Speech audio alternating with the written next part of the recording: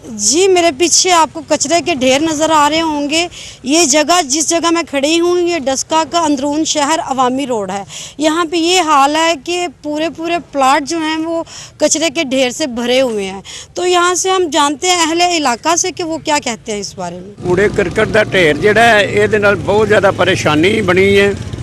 आना जाना, बदबू, मक्खी मच्छर है जी। और एक दो चार दफ़ा बंद भी करन दे बावजूद फिर बाज नहीं आए। मौका पा के फिर नेरा सवेला करके ते अपना कूड़ा करकट सुट जाते हैं। जिन्हां दी जगह उन्होंने एक दो दफ़ा इतों चुकाया भी है, मगर फिर नहीं बाज आते। हाँ जी, मना भी किया। गली के कोल कोई ट्रक वगैरह चीज़ होनी चाहिए। कूड़ा गलियां च फेंकते हैं, बड़ा सारा इस गल की टेंशन है सानू। कूड़ा इथों नहीं चुकते, बहुत टेंशन। जो कोई बड़ा अफसर है, जो कोई मेहरबानी करे, नमाजी लोग ने, नालियां भरियां ने, तो बड़ी टेंशन है ये लिया के कोई ट्रक ते लिया जाए। कोई साई लगा मुश्तकर रुपया 150 देंगे, कोई साई लगा जो नालियां साफ कर दें। गल ये इतने इन्नी तकलीफ है कचरे का, महल्ले च सारा पानी आ जाता इन्ना, तो सारा अवामी रोड में तकलीफ होती पई है। तुसीं मेहरबानी करो कि इतों कचरा उठाओ, जो बंदा लाया करो इतने कचरे तो खत्म हो गए। सारी बहुत आती, जिन्हें मकान ने सारे लोगों को तकलीफ होता। मेहमान आते हैं, वो कहते हैं आके इतने इन्ना अवामी रोड से तकलीफ है। तो मेहरबानी करो भाई, तुसीं सारा कचरा ठीक है। यार सारी वेखो गंदगी तुहाडे हत्थ च है, जरा ध्यान मारो, कैमरा जरा उधर करो।